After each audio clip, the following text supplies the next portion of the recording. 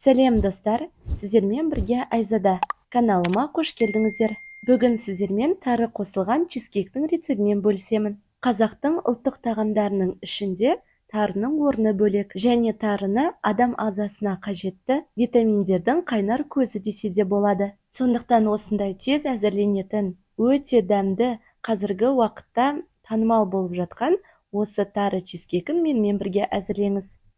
Бірақ бұл жерде тары қуырылған тары. Бұны базардан сатып алсаңыз болады. Ең алдымен 70 грамм қуырылған тарымызға 100 мл ыстық сүтті құямыз. Осылайша біз қақпағын жауып, 30 минутқа бұқтыруға қойып қоюымыз қажет.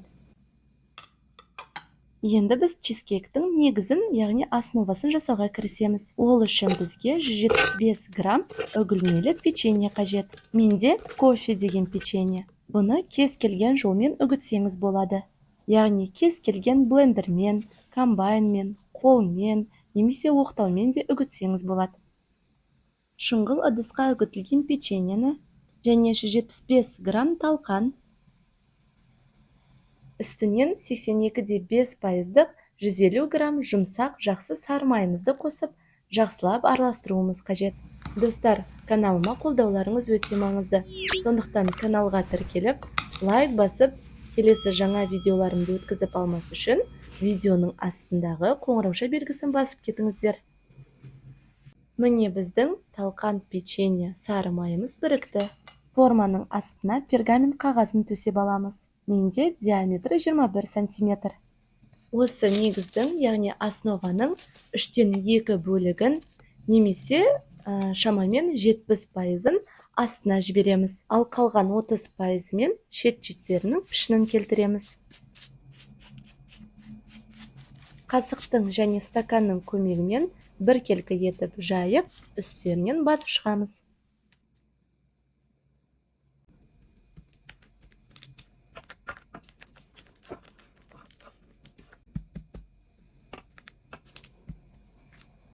Айтып кеткенде, қалған кішіректеу бөлігімен негізіміздің шет-шеттерін келтіреміз.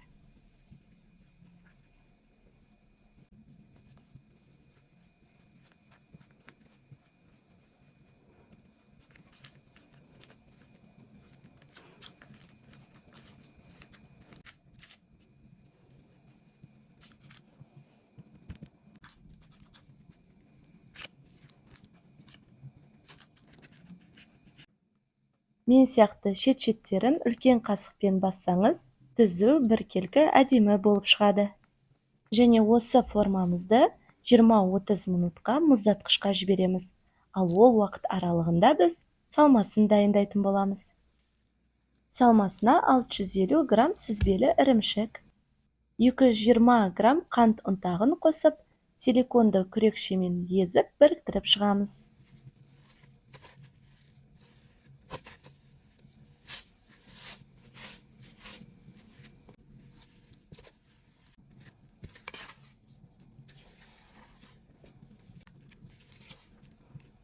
Үстінен 33%-дан кем емес 150 грамм кілегейімізді қосамыз.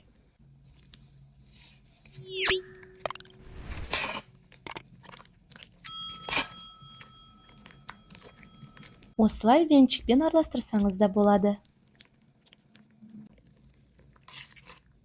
Келесі 3 жұмыртқаны бір-біреулеп араластырып тұрып салып отыруымыз қажет.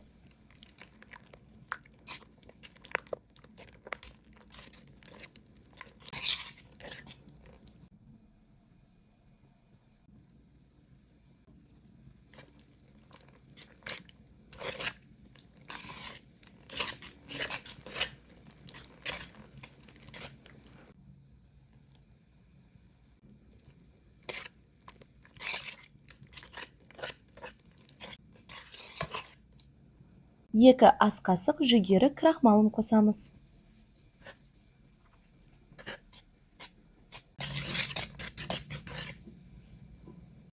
Ал ең соңында сүтпен бұқтырып қойған тарымызды салып жақсылап араластырып шығамыз. Сол бұқтырылған жарты сағат уақыт ішінде менде тары толықтай сүтті сіңіріп алды.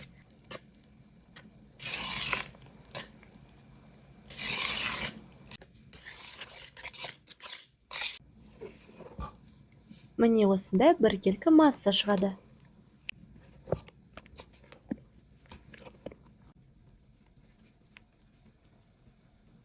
Мұздатқыштан формамызды алып шығып, ішіне салмамызды құямыз.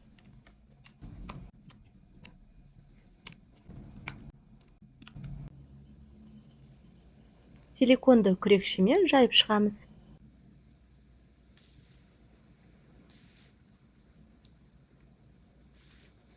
Салмамыз негізге біркелкі болып жайылу үшін осылай қолмен айналдырып, одан кейін үстелге кішкене ұрсаңыз болады.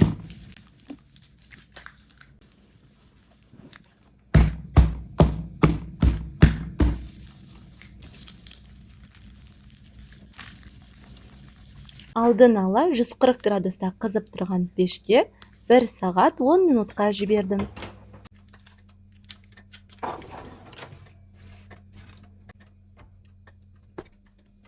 Піскен тары чизкейкті алып шығып бөлме температурасында суытамыз. Толық суығаннан кейін тоңазытқышқа кем дегенде 3-4 сағатқа жібереміз.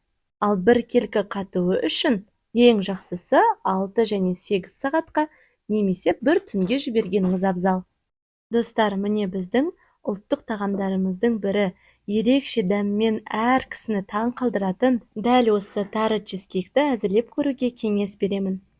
Чизкейктің үстін жеміс-жидектермен әсемдесеңіз болады. Негізін, яғни основасын тек талқаннан жасайтындар да бар. Бірақ дәл осы жартылай печенье, жартылай талқанмен өте дәмді шығады. Дүкеннен сатып алынған печеньенің орнына өзіңіз қолдан да әзірлеп үгітсеңіз де болады. Чизкейктің кесілуі де оңай. Формамның диаметрі 21 см болғандықтан биіктігі де бәрі әдемі болып шықты. Өзіме, отбасыма өте қатты ұнады. Қуырылған тары сондай бір ерекше дәм мен хош иісті береді екен. Видеоны соңына дейін қарап, менімен бірге әзірлесеңіз, көп рахмет. Астарыңыз дәмді болсын. Достар, каналыма тіркеліп, лайк басып, әртүрлі оңай дәмді рецепттерімді көріп, достарыңызбен де бөлісе кетіңіз. Қандай да бір сұрақтар туындаса, комментарийда қалдырып кетсеңіз болады. Мен барлығын оқып жауап беріп отырамын. Әдеттегідей осы тары чизкейктің толық ингредиенттер тізімін видеоның астындағы сипаттамада да қалдырамын. Аман сау болыңыздар.